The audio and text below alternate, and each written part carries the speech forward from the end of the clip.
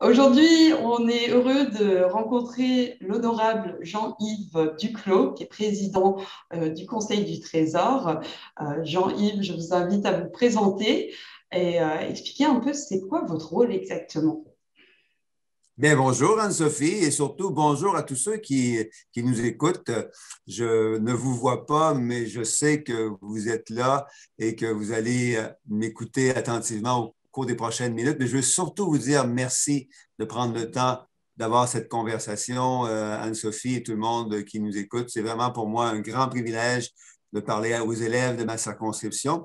Puis la première chose que j'ajouterais aussi, c'est que vous, les élèves des écoles de ma circonscription, vous êtes autour de 4 ou 5 000 et vous savez que la pandémie, ça a été un peu difficile, non seulement pour vous, mais aussi pour les enseignants, pour vos parents, pour vos amis. Et je sais aussi que vous avez travaillé très fort, vous avez fait beaucoup d'efforts pour rendre ça le plus agréable possible malgré les circonstances. Alors, je veux vous féliciter pour les efforts que vous avez faits, les attentions que vous avez eues envers vos parents, envers vos amis, envers vos enseignants, parce que c'est comme ça qu'on passe à travers une crise.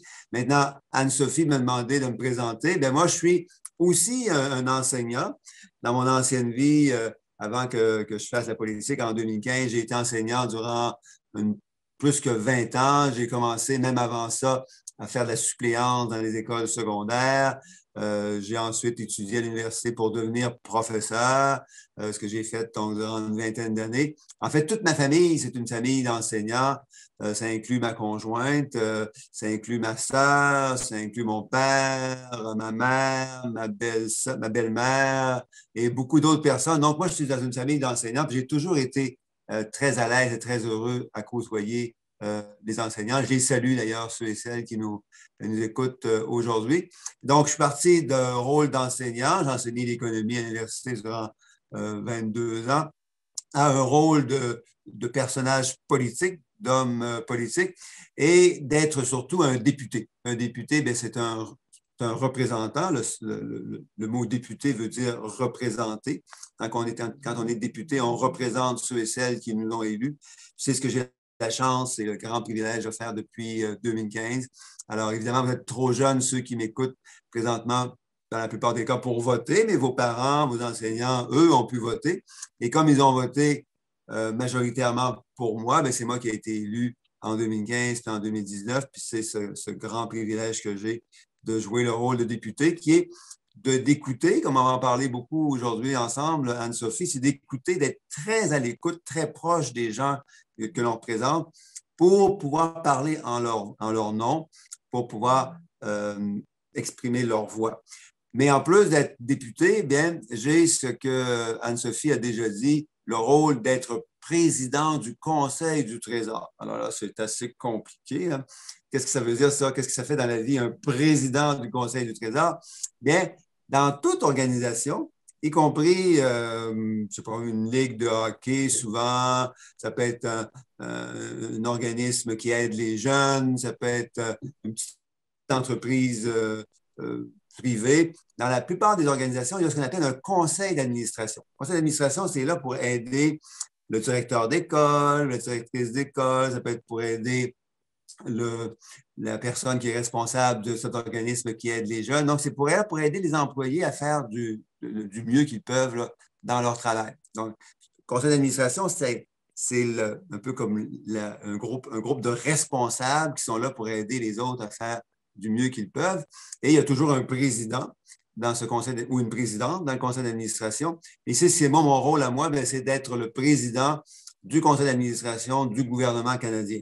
Alors, le gouvernement canadien a un gros conseil d'administration, plusieurs ministres, puis moi, je joue le rôle de président de ce conseil d'administration. Fait que tout ce qui est décidé, ou presque tout ce qui est décidé par le gouvernement canadien, ça passe par le conseil d'administration du gouvernement canadien. Puis moi, comme président, mon rôle, c'est de m'assurer d'avoir des bonnes discussions et de prendre les meilleures décisions possibles. Parfait, merci beaucoup pour cette explication. Et donc, ça m'amène vraiment à notre première question. Donc, vous êtes devenu enseignant et professeur et on nous a demandé que vouliez-vous devenir quand vous étiez jeune? Je ne sais pas si c'était astronaute ou peut-être vous avez toujours voulu être enseignant. Dis-nous en plus. Bien, Anne-Sophie, c'est une question super intéressante. Effectivement, les jeunes qui m'écoutent, là, qui nous écoutent aujourd'hui, ben, il y en a certains qui, bon, pompiers, policiers, ça peut être infirmier, ça peut être médecin, ça peut être avocat, ça peut être camionneur, ça peut être mécanicien, ça peut être soudeur. Tu sais, il y a plein de super bonnes jobs intéressantes à faire. Mais moi, quand j'étais petit, comme Anne-Sophie l'a dit, mon rêve, c'était de devenir professeur, de devenir enseignant, probablement parce qu'autour de moi, il y avait beaucoup d'enseignants. Puis qu'à l'école, ben, j'aimais ça. J'aimais ça l'école. Bon, je réussissais assez bien. Je travaillais quand même un peu, là, mais j'avais un petit peu de talent à l'école. Puis j'aimais ça me retrouver avec mes amis à l'école aussi. J'aimais beaucoup l'environnement de l'école. Et en plus de ça, j'aimais beaucoup aussi prendre soin des plus jeunes. Des fois, on m'envoyait dans une classe de plus jeunes pour aider des élèves plus jeunes qui avaient un petit peu plus de difficultés. Une des choses d'ailleurs que je vais vous dire, que je vais te dire, Anne-Sophie, qui me frustrait je me souviens quand j'avais 10, 11 ans, j'aurais voulu être un gardien d'enfants.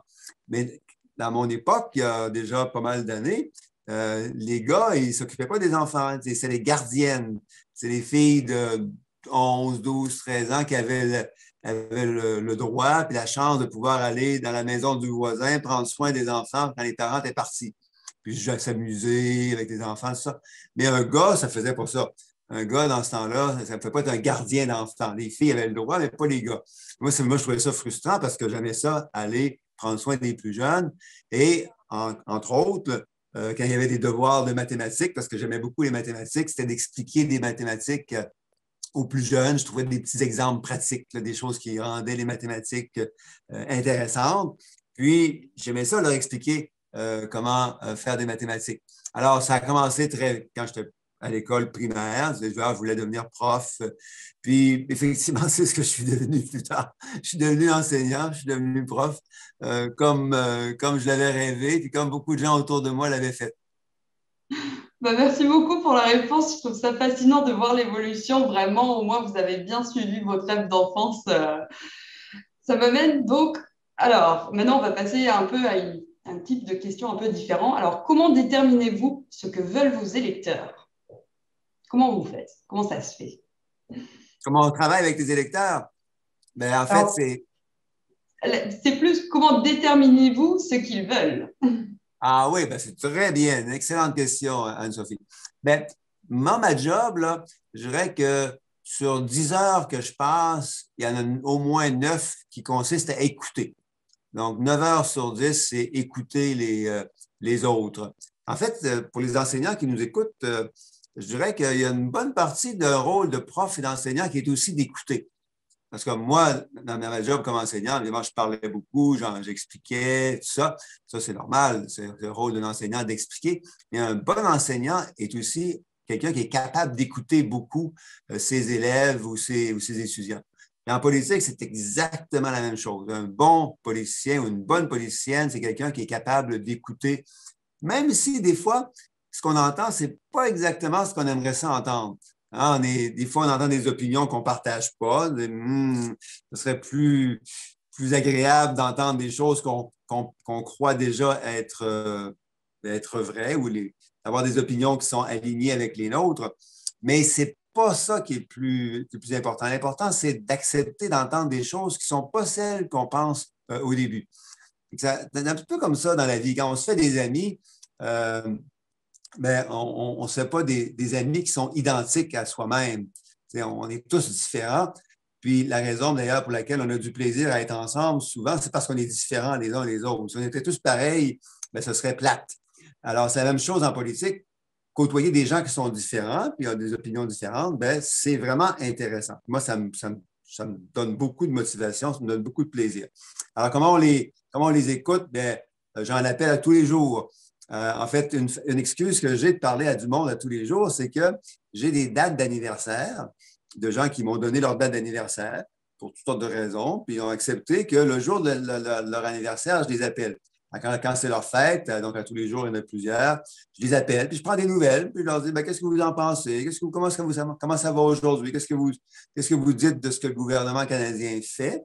Des fois, ils me disent des choses qui m'encouragent. Ils me disent, ah ben, vous faites la bonne chose. Des fois, ils me disent des choses qui disent, ben, on aimerait mieux que vous fassiez telle autre affaire. Donc, les appels que je fais, ça m'aide beaucoup. Il y a beaucoup de gens qui m'écrivent aussi, encore par la poste, m'envoient des belles cartes, des belles lettres écrites à la main.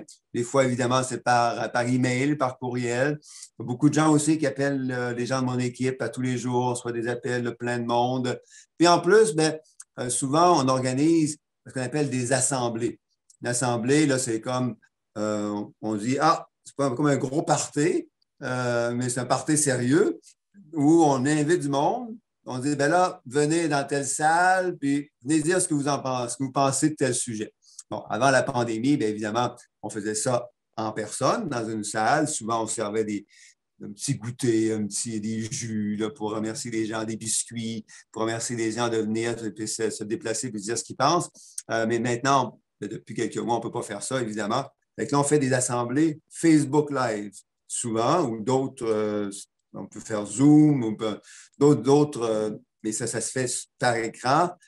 Mais bon, on est moins proche des autres parce qu'on ne peut pas leur donner la main puis leur faire une colle, tout ça, mais au moins, on peut quand même les voir puis les entendre. Puis en plus, bien, des fois, c'est plus facile pour certaines personnes de faire ça par Zoom ou par Facebook Live parce qu'il y a des gens qui trouvent ça plus difficile de se déplacer. Fait que là, quand ils ont un ordinateur, bien, ils peuvent se connecter puis nous dire ce qu'ils pensent là, de comment on fait les choses puis comment on devrait les faire. Merci pour cette superbe réponse. Donc, ça me fait penser, on a une autre question. Euh, Vous me faites penser vraiment au fait de même si vous n'êtes pas d'accord avec les personnes qui vivent dans votre circonscription ou les défis en ce moment avec la pandémie. Et en fait, on a reçu cette question, c'est quel a été le plus gros défi de votre carrière politique? Et peut-être que c'est en ce moment, vous saurez nous en dire plus. Bien, merci Anne-Sophie. Mais la réponse est simple. Normalement, je ne devrais pas pouvoir vous parler aujourd'hui. Normalement, ça devrait être quelqu'un d'autre qui aurait dû être élu député en 2015. Parce qu'en 2015, quand j'ai été élu, il y a donc un petit peu moins que 6 ans, puis je m'étais présenté comme candidat, c'est ça le mot officiel, comme candidat pour devenir député, bien, dans la circonscription de Québec, dans la circonscription où on habite, moi et les élèves qui m'écoutent aujourd'hui, qui nous écoutent aujourd'hui, bien, il y avait très peu de personnes qui, au début de la campagne en 2015, étaient censées voter pour le Parti libéral. Le Parti libéral, c'est le parti que je représente, le parti dont je fais partie. Alors, je pense qu'il y avait juste 9% des gens là, qui devaient, au début de la campagne, voter pour le Parti libéral. Fait que les chances que je sois élu député au début de la campagne, c'était à peu près zéro. Donc, normalement, je ne devrais être pas ici et je n'aurais pas la chance de te parler à Anne-Sophie parce que je n'aurais pas dû être élu en 2015. Mais avec l'aide d'une équipe que j'avais en 2015, une petite équipe qui a travaillé extrêmement fort, puis on avait rencontré beaucoup de gens, on avait fait des efforts pour écouter plein de monde. Bien, la chance que j'ai eue, ça a été d'être élu en 2015. J'ai été élu avec un très faible pourcentage, Anne-Sophie. J'ai été élu avec 28% des votes. 28%, normalement, on n'est pas élu avec 28%, mais comme il y avait beaucoup d'autres partis qui, eux aussi, ont eu un faible nombre de votes, en bas de 28%, bien, moi, j'ai réussi à être élu parce que j'ai eu 28%, mais c'était plus que n'importe quel autre des autres partis. Donc, j'ai été élu par surprise. C'était mon gros défi pour répondre à la très bonne question que tu as posée. Et depuis ce temps-là, bien, je me pince à tous les jours parce que je me dis que c'est une job extraordinaire. J'adore ce job. Je sais que je ne l'aurai pas pour 25 ans. Là, c'est une job qui demande beaucoup de travail, beaucoup d'implication. Puis il va venir un moment où ça va être la chance de quelqu'un d'autre. Mais pour l'instant, là, je profite de chacune des journées que j'ai la chance d'être député. Merci, Monsieur Duclos. Et qu'est-ce que vous diriez que vous aimiez le plus dans votre travail? Ce que j'aime le plus, c'est d'être à l'écoute. C'est d'écouter puis de sentir les gens, sentir les autres, sentir qu'est-ce qui leur arrive. Est-ce que ça va bien? Est-ce que ça va moins bien? Pourquoi? Dans ma vie de député, c'est vrai aussi pour les gens avec qui je travaille, parce que j'ai une équipe, je ne fais pas ça tout seul, hein. Il y a des gens dans mon bureau de circonscription qui sont aussi à l'écoute. Bien, on entend souvent des belles histoires, mais on entend aussi des histoires plus difficiles. Et chacune de ces histoires, que ce soit des belles histoires ou des histoires plus difficiles, ça nous fait grandir. Ça nous nourrit comme personne. L'être humain, là, qu'on soit un garçon, qu'on soit une fille, qu'on soit jeune, qu'on soit moins jeune, on est nourri, on est habité par les relations qu'on a avec les autres. C'est les contacts qu'on a avec les autres, c'est le temps qu'on passe avec les autres. Et ce sont ces histoires qu'on entend des autres qui nous font grandir puis qui nous rendent, je pense, qui nous font nous épanouir dans la vie. Et ça, je dirais que c'est la plus belle partie de mon travail. C'est d'écouter. Des fois, on ne peut rien faire, mais juste écouter, souvent, ça fait une grosse différence. Et des fois, on peut écouter, puis on peut aussi aider des gens, comme des gens qui nous appellent parce qu'ils ont perdu leur job, ou ils ont perdu leur logement, ou ils sont malades, puis ils cherchent de l'aide, ils cherchent un médecin, ou ils nous appellent parce que ça ne va pas bien cette journée-là, puis on a juste besoin de parler à quelqu'un pour se sentir accompagné. Alors, des fois, c'est aussi simple que ça, mais à chaque fois, c'est d'être en relation avec quelqu'un d'autre. Puis c'est ça le rôle d'un député, c'est d'être en relation. Puis ensuite, comme je le disais au début, c'est de représenter ce qu'on entend et ce qu'on sent des gens. Parfait. Et une journée, expliquez-moi une journée dans les bottes, entre autres, de Monsieur Duclos. Ça se passe comment? C'est du 9 à 5, ça change tout le temps, c'est plein de rendez-vous, c'est rencontrer du monde. Comment c'est une journée dans votre agenda? Ben, un, oui, ça change tout le temps. Ça, tu as tout à fait raison, Anne-Sophie.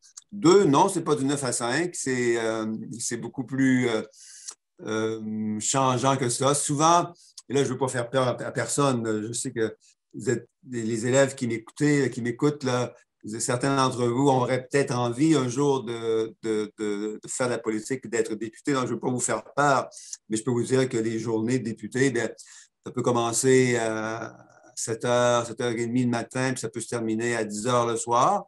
Comme ça peut aussi être 9 à 5, une journée plus courte. Ça peut être un congé la semaine, ou ça peut être aussi du travail la fin de semaine. Donc, ça varie beaucoup. Souvent, c'est assez long parce qu'il y a beaucoup de travail à faire. Euh, et ça peut aussi s'étendre, comme je disais, sur la fin de semaine et les soirs. Maintenant, quel travail que l'on fait? Bien, je dirais que c'est le travail de tête et le travail de cœur. Le travail de cœur, comme je l'ai dit un peu tantôt, c'est parce qu'on est vraiment au service et à l'écoute des personnes. Donc, c'est vraiment une relation de cœur. On essaie d'être le plus proche possible des gens de la circonscription. Et c'est aussi un travail de tête parce que comme président du Conseil du Trésor, puis comme je fais partie du cabinet des ministres dans le gouvernement fédéral, bien, souvent, il y a des gros dossiers, des dossiers compliqués, des documents ça d'épais à lire et c'est pas facile nécessairement de comprendre ces dossiers-là et de pouvoir donner un avis intelligent au premier ministre et aux autres membres du cabinet. Donc, c'est beaucoup un travail de tête assez lourd. Et ça va parce que j'aime ça.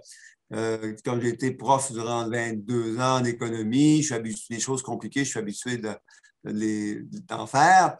Puis j'aime ça. Je suis un gars de tête. Là. Et comme je le disais, même si je suis un gars de tête, la partie du cœur, c'est ce qui m'intéresse le plus. Et comment les jeunes peuvent-ils s'impliquer dans la vie politique? Bien, aux jeunes qui nous écoutent, Anne-Sophie, aux jeunes qui m'écoutent là aujourd'hui et qui sont intéressés par cette question de comment faire de la politique ou s'intéresser à la politique, je vous dirais que de la politique, vous en faites déjà à tous les jours.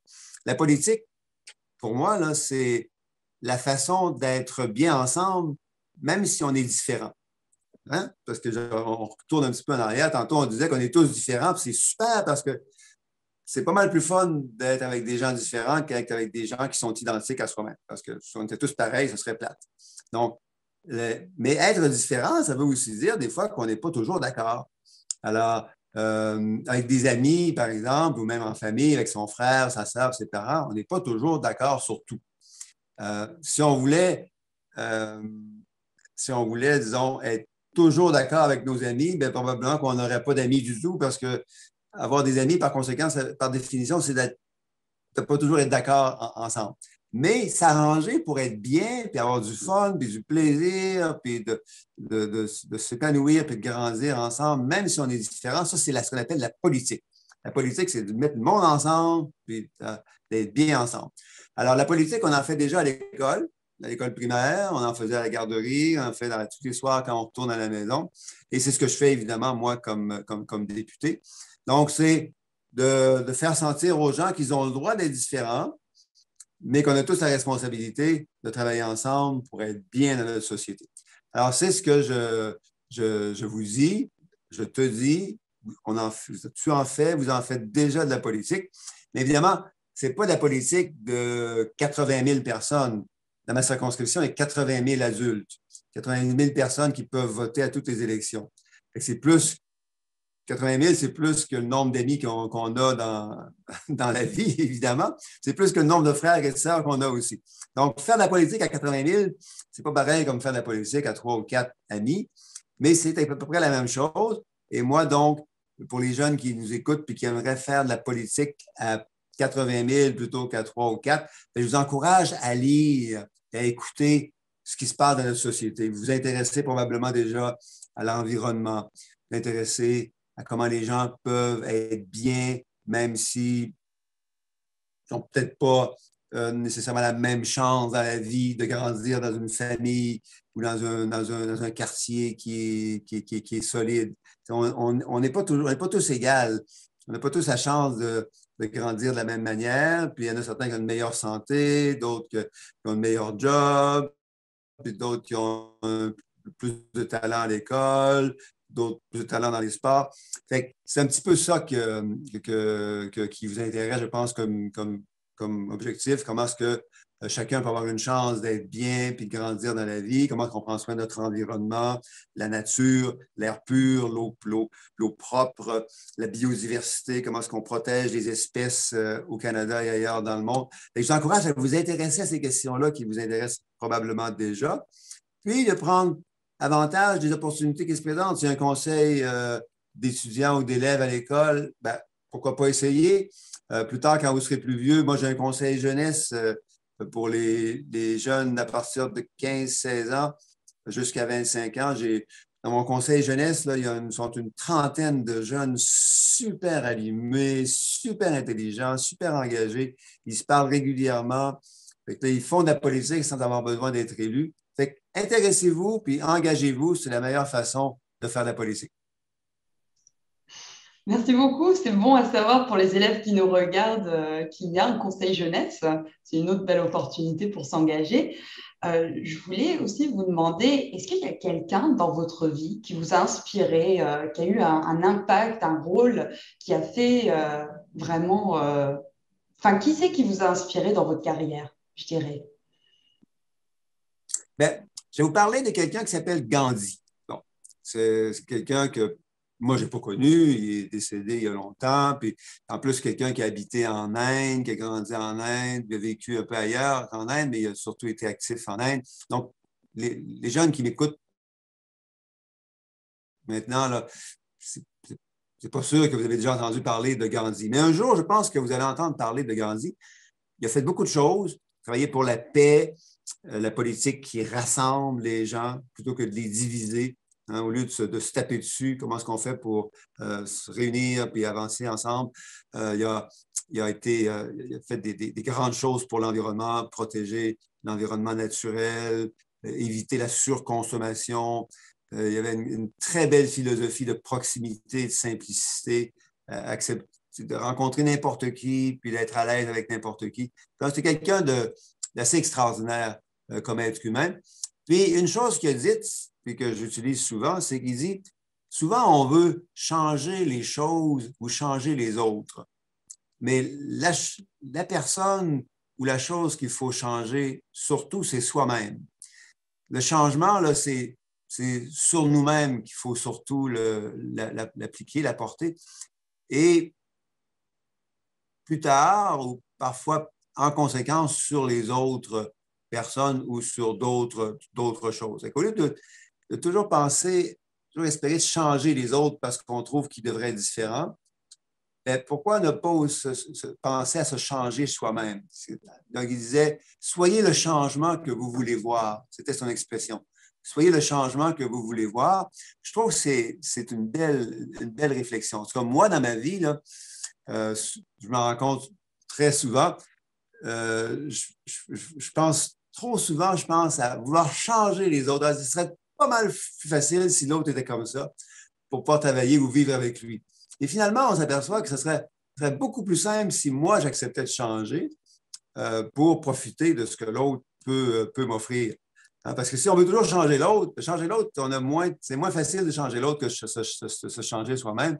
Et c'est ce que Gandhi avait dit il y a longtemps. C'est ça qui m'a influencé beaucoup en politique.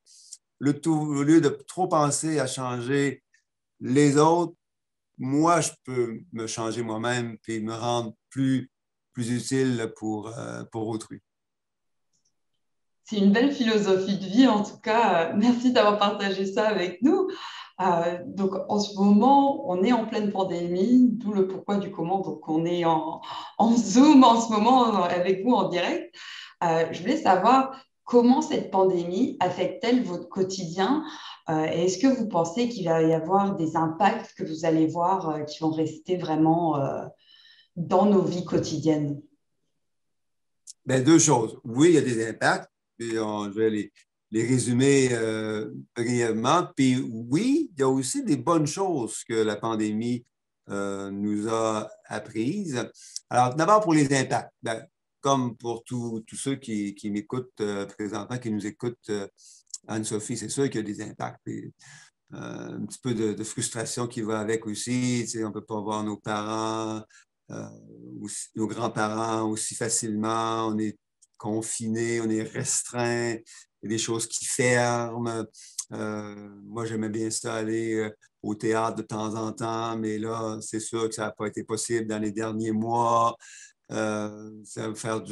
Faire certaines activités sportives, c'est plus difficile, c'est bien fermé ou c'est compliqué. Voir nos amis, évidemment, c'est pas possible ou ça ne marche pas. Il faut le faire dans des conditions bien précises. Donc, tout ça, c'est un peu plate, un peu lourd. Nos enfants, nous, on a la chance d'avoir trois beaux enfants. Ben là, évidemment, d'autres aussi, ils s'ennuient de leurs amis. C'est pas facile, ils nous en parlent souvent, mais ils comprennent. Alors, ça, c'est des choses qui nous ont affectés comme famille, puis qui m'affectent moi comme père. Et comme fils aussi, parce que j'ai des parents que je vois moins souvent, que je vois à peu près jamais, là, sauf peut-être sur Zoom. Donc, c'est sûr que ça m'affecte aussi comme enfant, mais comme père, et comme député aussi, parce que je ne peux pas me promener maintenant puis saluer les gens, leur serrer la main, puis rentrer chez eux, puis discuter avec eux. Ça, c'est quelque chose que je ne peux pas faire comme député, que j'aimais beaucoup faire avant. Avant, souvent la fin de semaine, j'allais rencontrer toutes sortes de clubs. Ça peut être le club de l'âge d'or, ça peut être un club de jeunes qui jouent au hockey, ça peut être des aînés là, qui fêtaient la fête de quelqu'un dans leur résidence, puis qui m'avaient invité. Donc ça ne marche plus. Par contre, une chose positive que ça m'a apporté à moi, la pandémie, c'est que ça m'a permis d'apprécier des choses plus simples. Comme par exemple, manger en famille. Bon, c'est sûr que quand il y avait plein d'activités, tu étais parti partout, tout ça, manger en famille, c'est le fun. Mais comme ce n'était pas la seule activité sociale qu'on faisait, bon, on ne reconnaissait peut-être pas toute sa valeur. Et là, tous les soirs, chez moi, on mange en famille. Puis c'est à peu près la seule activité sociale qu'on a de la journée. Fait qu'au lieu de manger en une demi-heure, souvent, on va prendre 3/4 d'heure, 1 heure, même des fois 1 heure et demie. Hier soir, on a mangé ensemble, ça a duré 1 heure et demie. On s'est fait une petite tisane, sorti des petits biscuits. On avait du plaisir à être ensemble parce qu'on n'avait pas vu grand monde durant la journée.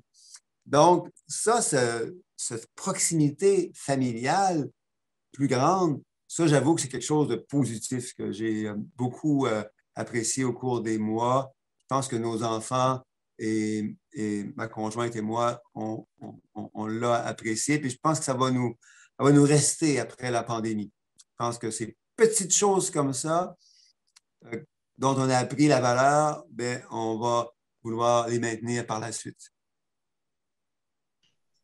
Je pense la même chose que vous. J'aime beaucoup mes tisanes le soir aussi.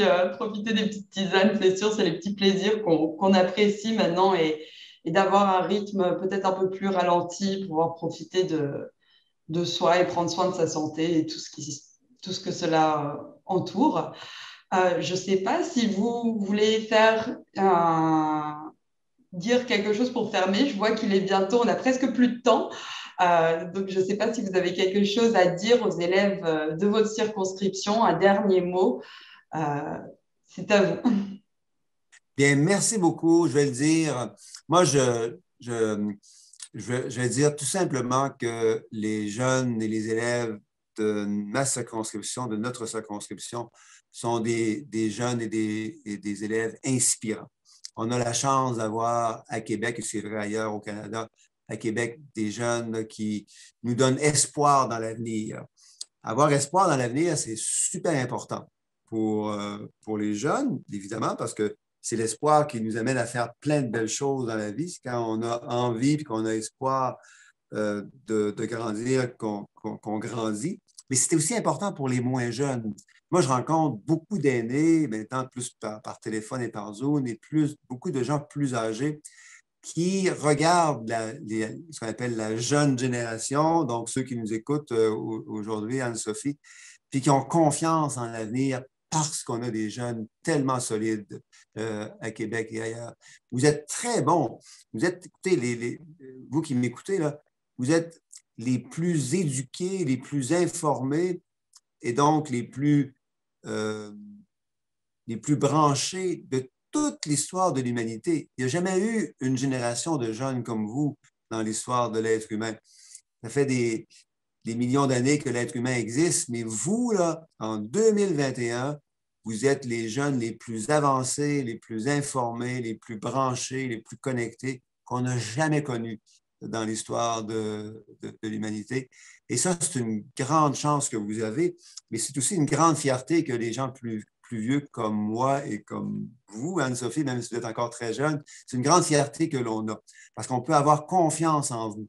Vous êtes plus intelligent, vous avez des accès à l'information plus solides et vous êtes aussi plus engagé, vous êtes plus ouvert sur notre société, vous vous intéressez plus à l'environnement, plus à la justice, aux questions de justice, comment tout le monde peut avoir une chance d'être bien dans la vie, d'intéressez plus aussi aux questions internationales. Vous savez ce qui se passe en dehors du pays et du Canada. Et ça, c'est super, super encourageant.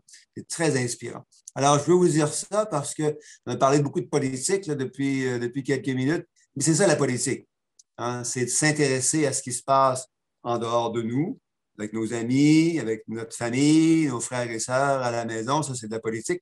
Mais c'est de s'intéresser aussi à tout ce qui nous affecte comme être humain, comme humanité sur notre planète. On a juste une planète aussi en passant, hein, c'est important d'en prendre soin. Et pour toutes ces raisons-là, prendre soin des gens que vous aimez, prendre soin de notre planète, pour toutes ces raisons-là, on a confiance en nous, en vous. On a confiance en nous parce qu'on a confiance en vous. On vous aime beaucoup, on vous encourage à utiliser tous les talents que vous avez. Merci beaucoup, Monsieur Duclos. Sur cette note, cette rencontre se termine.